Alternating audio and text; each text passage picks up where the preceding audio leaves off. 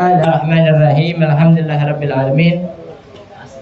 Allahumma shalli ala sayyidina Muhammadin wa ala alihi wa sahbihi ajmain. Wa qala al-musannif rahimahullahu ta'ala wa adama nafa bihi wa bi ulumihi wa bi ulumi ibadillahi salihin radhiyallahu anhum ila an qala wa min akhlaqihi asy-syaja'atu wal iqdamu wa kana syuja'u huwa alladhi yaqrabu minhu bil harbi liqurbihi minal aduwi wassabatu alal mabadi'i wassabru ala ada'il wajibi birabbil aqabati syadidati wal adhiyatil azimah wasidqu wal amanatu fi jami' aqwalihi wa af'alihi hatta syahara baina qaumihi bi laqabi Muhammadin al-amini wallahu a'lam.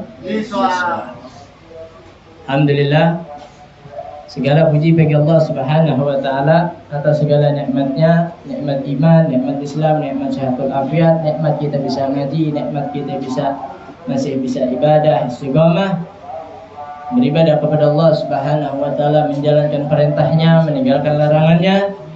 Salawat serta salam selalu tercurah kepada junjungan alam Nabi besar Nabi Muhammad, sahibi syafaatil uzma yaumil qiyamah, yang mempunyai syafaat nanti di hari kiamat. Ini kita malam ke minggu keempat ya. Nah, pelajaran akhlakul bani. Pelajaran akhlak ini sebenarnya bukan pelajaran yang ditulis, ya. Bukan pelajaran yang jadi teori. Pelajaran akhlak ini adalah pelajaran yang harus dipraktekkan, dan pelajarannya pun harus ada di praktek, ya. Ini Nabi yang ditulis di dalam kitab ini adalah semua yang dilakukan oleh Nabi. Nabi nulis ya? Nabi nulis ya? Enggak. Ya, Nabi merintahkan, umatku kalau makan tangan kanan, kalau makan tangan kiri berarti syaitan yang bersamanya makan. Artinya apa? Akhlak itu ya perbuatan, ya ucapan yang ada pada diri kita, yang nempel. Paham? Ya, itu namanya perilaku. Jadi pelajaran akhlak itu nggak perlu ditulis, tapi perlu didengar, perlu dilihat. Kepada siapa kita melihat, kepada siapa kita mendengar. Ya. Nah, sekarang yang kita hadapin ini kitab akhlak yang mengabarkan kepada kita tentang akhlaknya Nabi. Terus kita berat gitu ngelakuin apa yang Nabi lakuin. Ya. Terus kita ogah, jangan. Ya. Jadi ya, akhlak itu harus dipraktekkan. Ustaz, saya nggak bisa semuanya. Ya minimal sedikitnya. Ya minimal sedikitnya daripada apa yang dilakukan Nabi. Melanjut daripada akhlaknya, wa min akhlaqihi asyaja'atu wal iqdam. Daripada akhlaknya Nabi itu syaja'ah, pemberani, berani. Wal iqdam, yang paling depan. Ya. Dalam hal apa nih? Nah, ya. Nabi paling depan, paling berani dalam hal urusan hak Allah Subhanahu wa taala. Ya. Urusan hak saudara-saudaranya. Ya, saudara muslim. Itu Nabi paling depan. Nabi enggak ada takutnya. Wa kana syuja'u walladhi yaqrabu minhu bil harb. Dan adanya Nabi itu asyuja, paling pemberani, ya, ketika beliau berada di dalam peperangan. Lagi itu berani tawuran, paling depan, yang dilawan saudara. Bukan itu yang dimaksud. Tapi yang dimaksud pemberani di sini fil harbi, ya dalam peperangan. Perang apa aja? Artinya apa? Pernah gak kita merasa kita menjaga, kita punya agama? Gimana cara kita mempunyai agama? Kemarin udah dibilangin dalam kitab ini, menjaga agama kita itu dengan perkataan kita, dengan perbuatan. Dengan semampunya. Artinya dengan kita berucap baik itu menjaga kita punya agama. Ya, berlaku dengan baik, kelakuan kita baik itu menjaga agama kita. Ya, berkelakuan baik bukannya kita bikin surat SKCK, bukan. Ya, polsek, bukan. Kelakuan baik ya ada di dalam diri kita. Nah, itu menjaga daripada agama. Ya, kalau Nabi fil harbi, di dalam peperangan. Ya, bukan di dalam peperangan doang, Nabi pemberani. Ya, dimanapun dalam urusan apapun, Nabi itu paling pemberani. Makanya dicontoh. Ya, kita punya urusan, bertanggung jawab. Ya, berani bertanggung jawab. Ya, kalau salah berani untuk mengaku salah. Terus apa lagi? Semuanya yang diajarin agama berani kita lakuin. Ini malu. Orang Islam malu. Orang Islam malu buat berbuat jangan. Nah, ya, itu kadang menjadi lawan kita. Lawan kita terhadap syahwat, lawan kita terhadap nafsu. Lalu setan, kata setan, "Udah jangan, ente sendirian." Ya. Lagi misalkan nonton bola, stadion, waktu sholat, orang-orang nggak ada yang pada sholat, ente nggak sholat, nggak berani gitu. Ya. Ada setan, udah nggak ada yang sholat, ente nggak usah sholat. Kita lawan, kita sholat, biarin dengan sholat. Itu namanya pemberani. Paham? Paham nggak? Ya. Menjalankan agama kita nih, walaupun orang nggak ngejalanin, menganggap kita rendah, remeh, kita pemberani. Likurbihi minal adwi. Nah, pemberaninya Nabi itu karena dekat dengan musuh. Ya, Nabi itu paling pemberani, paling depan, dekat dengan musuh. Artinya duel. Ya, perang Badar, perang Uhud. Berapa banyak perang-perang Nabi yang dilakukan oleh Nabi, yang Nabi sendiri memimpin. Nah begitu, Nabi sendiri memimpin. Artinya apa? Buat kita pelajaran sekarang, coba diri kita jadiin orang yang pertama atau orang yang paling berani, orang yang paling depan. Kalau ada orang yang menghina agama kita yang lawan. Paham?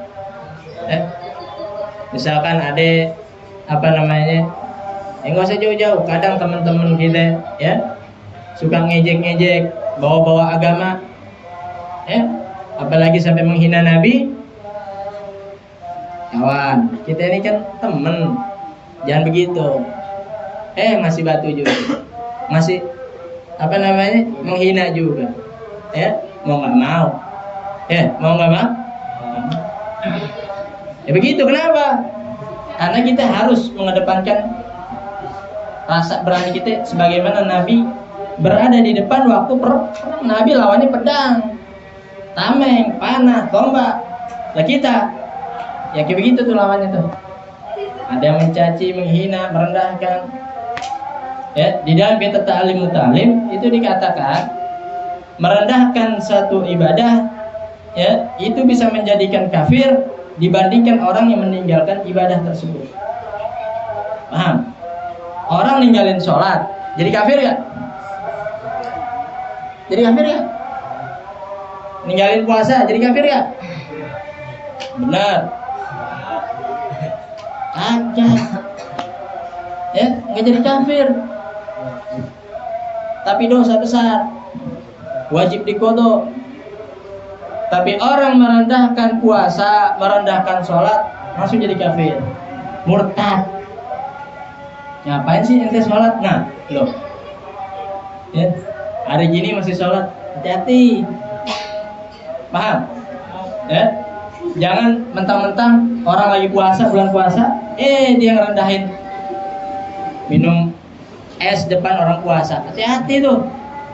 Ya, kalau niat yang menjadikan dia menghina puasa tersebut, maka itu bisa menjadi murtad, naudzubillah. Ya. Liqurbihi minal adwi. Nabi dekat sama musuh. Ya Nabi nggak jauh. Paling depan, memimpin paling depan. Wasabatu alal mabadi. Dan Nabi paling tetap kokoh di barisannya. Kita nih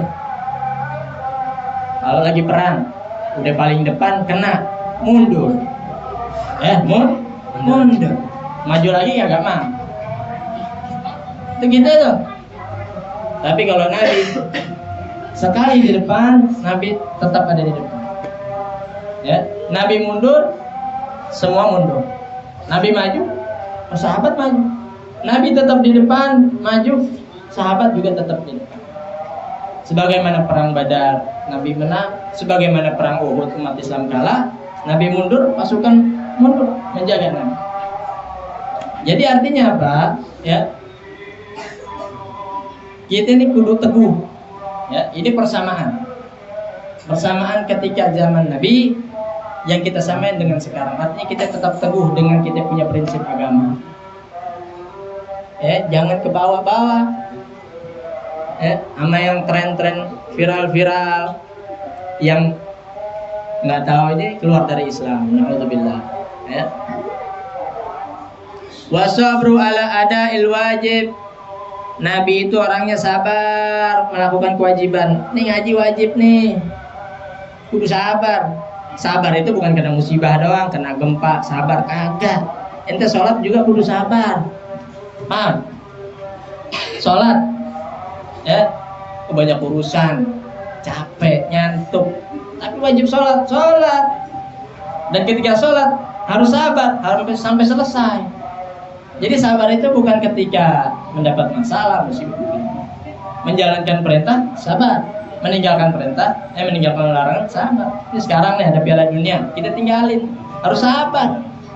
Ya, sabar, tungguin. Wajib saya ngaji, Piala Dunia udah ada pelatihnya. Ya, udah ada ngatur, ente mengatur apa? Ya, ente jangan unjuk-unjuk. Semuanya. Paham kan? Ya, nah, jadi gitu. Nabi sabru ala ada'il wajib. Ya. Sabar menjalankan kewajiban. Sholat 5 waktu jalanin. Udah kewajiban, sabar. Ya. Terus apa lagi? Ya. Sabar meninggalkan larangan Allah. Hati pengen banget. Ya. Sekali main judi. Sekali aja main judi. Tahan, itu sabar. Nggak gampang. Ya. Sabarnya menjalankan ibadah, meninggalkan larangan itu lebih berat ketimbang sabarnya kita ketimbang musibah. Gempa, apalagi tsunami, itu kecil dibandingkan sabarnya kita menjalankan ibadah dan meninggalkan larangan. Tuh, ya. Birabmil aqabati syadidah wal adhiyatil azimah. Ya, Nabi sabar dengan segala aqabati syadidah. Apa itu namanya? Waktu perang ketimpaan batu, ya, di Taif ditimpukin. Terus sampai lagi dicaci maki Nabi, main fisik, ya. Terus merendahkan harga diri Nabi. Sabar Nabi. Ya. Lah kita dicaci maki sedikit aja udah gak sabar. Terus apa lagi? Dicoel dikit aja gak sabaran. Apa lu lihat-lihat? Baru diliatin udah gak sabar. Apa lu colek-colek? Nah,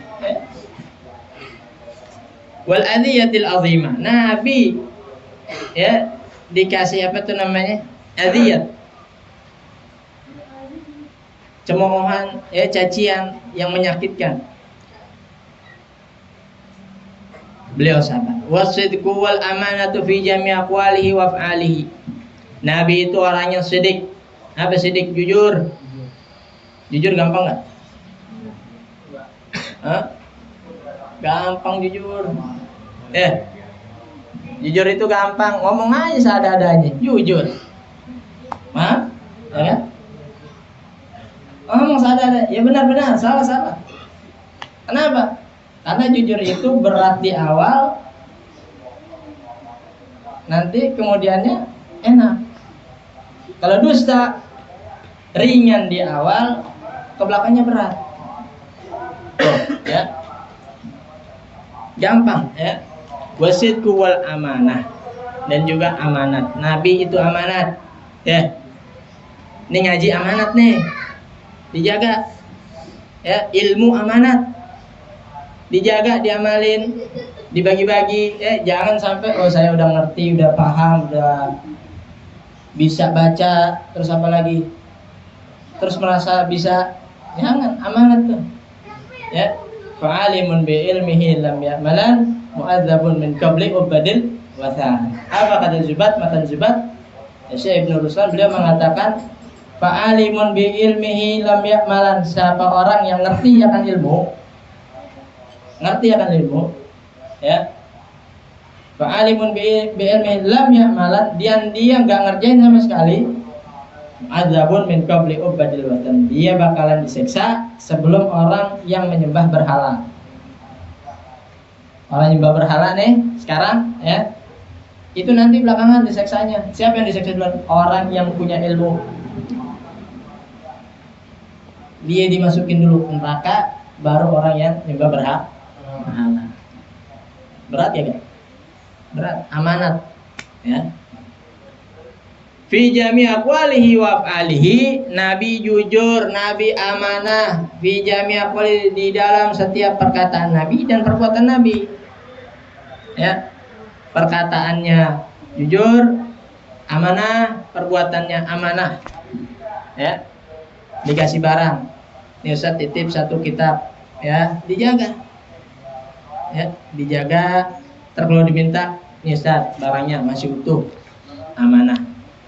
Terus apa lagi? Ya, ini semua kita ini amanah, ya.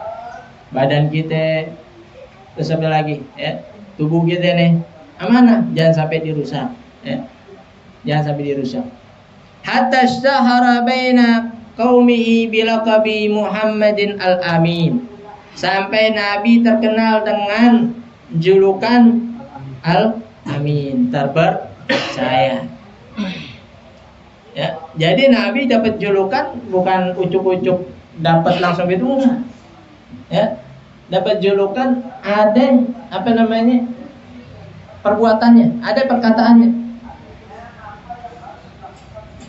Jadi penduduk Mekah itu menitipkan semua barang-barangnya ketika pengen pergi jauh kepada Nabi Muhammad. Dititipin pergi lama, itu barang bukan barang sembarang barang.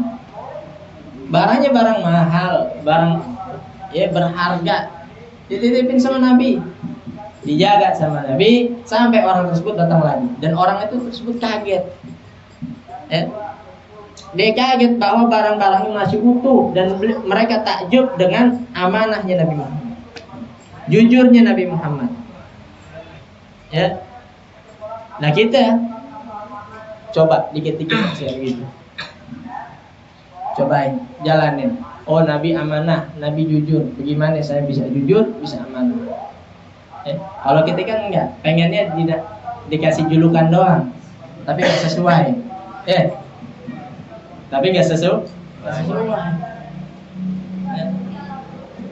Pengen dikata jujur, tapi kelakuannya suka bohong. Pengen dikata amanah, tapi kelakuannya suka khianat. Ya, maka jangan kayak gitu. Wa kana syadidul khaufi minallahi ta'ala. Ini yang penting. Nabi itu orang yang paling takut sama Allah Subhanahu wa taala. Ya, katsirul haya'i, banyak malu. Ya.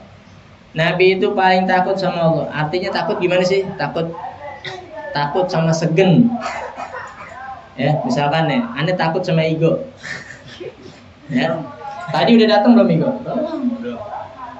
Tapi kata Rafli, Ustaz, ego mau datang, langsung Anda takut. Baru dikata ego mau datang, Anda udah takut. Egonya belum datang. Itu namanya segen. Itu namanya segen. sama Allah, ya gitu. Jangan lagi pakai peci, pakai koko, pakai sarung, diem aja. Ya, berasa orang alim. Takut sama Allah. Ente kenapa begitu? Ente takut sama Allah. Bukan. Ya. Lagi pakaian apapun, lagi dimanapun, ya, jangankan kita ingat sama Allah, diingatkan Allah melihat, udah selesai. Allah mendengar, Allah memantau kita, ya. Itu namanya segen. Ini mau kemari mau menjudi online di pojokan. Oh iya, Allah kan melihat. Itu segen namanya, ya. Mumpung lagi sepi nih, ambil aja deh, nggak ada yang lihat ini. Oh iya, Allah melihat. Segen namanya. Ya, jangan kudu diingetin dulu. Allah melihat, bukan. Kasih tulisan Allah Maha melihat, bukan. Ya, itu namanya ya syadidul khauf minallah. Dan Nabi paling takut sama Allah Subhanahu wa taala, paling hati-hati. Katsirul haya'i, Nabi paling banyak malunya. Malu Nabi, ya. Malu dalam hal berbuat kejelekan, ya. Tapi jangan sampai malu untuk berbuat hal kebaikan. Kata Nabi, nggak akan dapat ilmu orang yang malu. Siapa? Orang yang sombong dan orang yang malu. Sombong kagak mau belajar, kagak mau ngaji, dan malu kagak mau ngaji. Malu kagak mau ngaji. Dia nggak bakalan dapat ilmu, nggak bakalan ngerti. Ya, makanya dari kecil itu kita dipaksa ngaji. Supaya apa? Supaya nanti udah gede, udah besarnya nggak malu, nggak sombong. Nih kita nih semua nih, ya, kudu sadar artinya saya butuh ilmu. Ini kalau nggak butuh ilmu, Anda panggil bego aja sekali. Dong. Kenapa? Karena nggak ngaji, nggak belajar. Nggak belajar, nggak ngaji. Tapi kalau kita ngaji, kita belajar, marah nggak dipanggil begitu? Marah, pasti. Ya. Katsirul haya, Nabi banyak malu, tapi jangan malu dalam kebaikan. Malu dalam berbuat buruk, berbuat kejelekan, ya. Azimah syafaqah, Nabi itu paling gede kasih sayang lembutnya, warahmah, ya. Lembut, la yu'ti insanan wala hayawanan. Nabi enggak mencaci orang. Ya, tapi kalau iseng-iseng dikit silakan. Ya. Wala hayawanan, dan juga Nabi enggak mencaci hewan. Ini orang hutan jelek banget sih. Emang udah begitu. Jangan sampai dicaci maki. Apalagi manusia. Apalagi manusia. La yu'ti insanan. Makanya kalau ada orang yang nggak bisa diajak kayak begitu tuh ceng-cengan, jangan, terjatuhnya kita yu'ti insanan. Jatuhnya kita mencaci. Warhamul fuqara wal masakin. Nabi ngasih sayang orang fakir dan masakin, orang miskin. Jangan dikatain miskin, fakir, jangan. Sayangin dengan apa? Dengan semampu kita. Punya apa? Punya barang kasih, punya duit kasih, bagi-bagi, ya. Wa yatasaddaqu alaihim katsiran, dan Nabi suka bersedekah kepada mereka. Nah ini paling banyak ngasih. Padahal Nabi miskin. Nabi miskin. Dia tawarin gunung Uhud jadi emas buat Nabi, nggak mau. Nabi kalau mau kaya. Segede gunung Uhud emas semua. Terkaya di dunia. Tapi enggak. Nabi maunya wahsyurni ma'al masakin. Ya Allah, kumpulin saya bersama orang-orang miskin.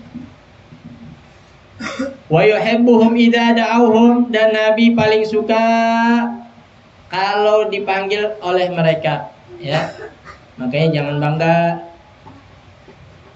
kalau punya teman orang kaya. Jangan. Makanya ada peribahasa, teman itu ketika ada dalam keadaan susah. Ya. Kalau ego nyusah. Ya, jadi begitu. Wa yuhibbuhum idza da'u. Ya.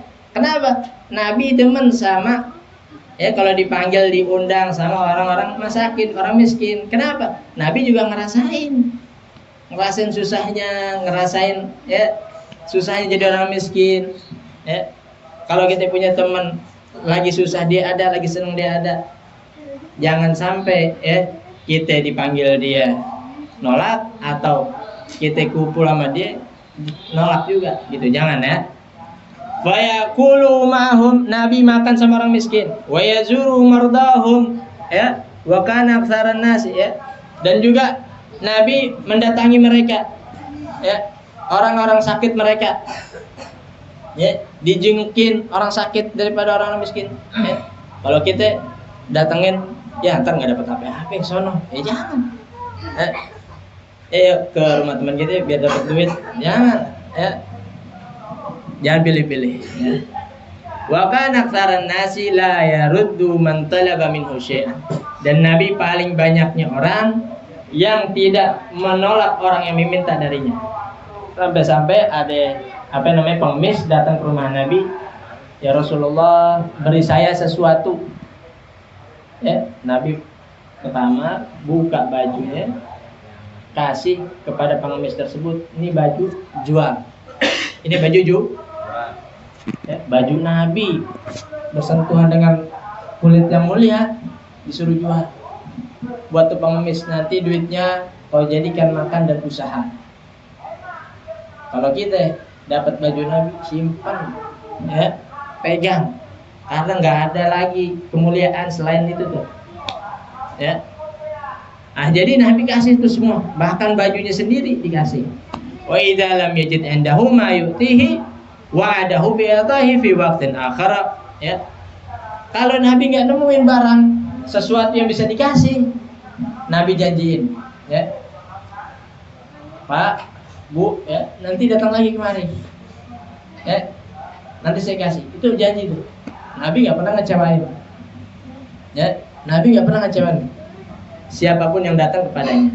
Wajahu rajulun dzata yaumin, dan datang kepada Nabi seorang laki-laki satu hari, fasa'alahu fa'atahu ghanaman. Ya.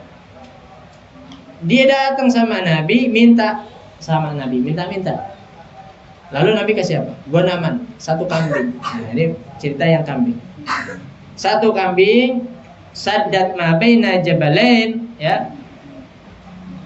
Oh, bukan satu kambing. Fa'atahu ghanaman, dikasih kambing saddat ma baina jabalain. Ini dua gunung, tengah-tengahnya ada bukit. Ya, itu kan bukit namanya ya. Gunung, ya. Bukan bukit,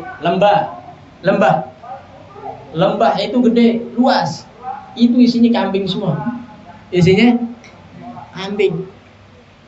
Misalkan kisaran 1000 kambing gitu, Nabi kasih. Ya Rasulullah, saya minta dong suatu buat saya. Ente ke lembah, ada kambing di sana banyak, ente ambil semuanya. Bisa nggak gitu?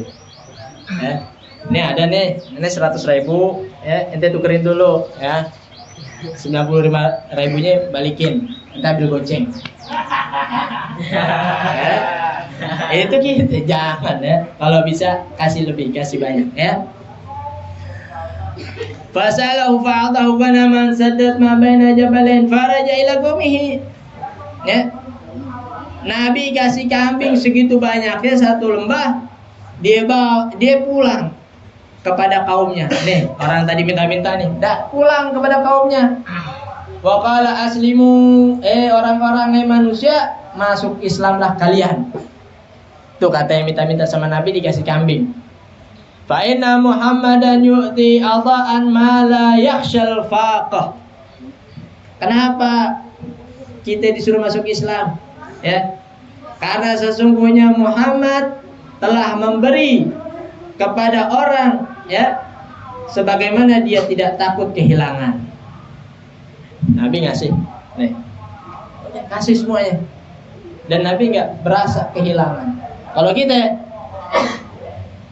Ntar jajan apaan ya? Cukup gak ya? Nah, itu namanya tidak merasa kehilangan. Nabi kasih semuanya. 1.000 kambing, bayangin.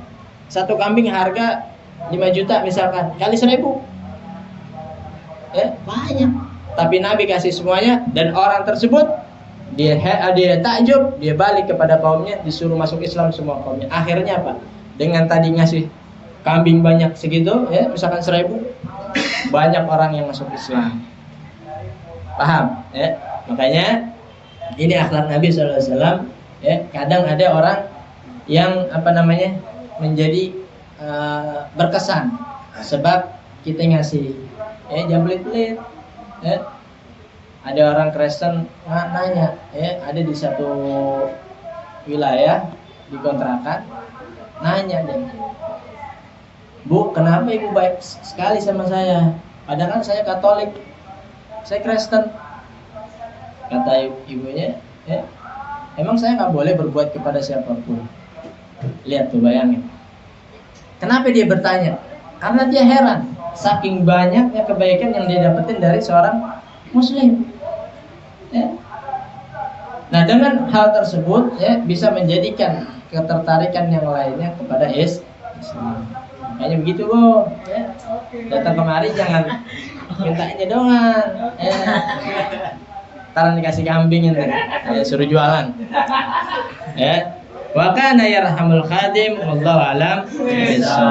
Jadi pelajaran daripada akhlak-akhlak Nabi sallallahu alaihi wasallam, ini bisa kita ambil, dan kudu kita praktekin.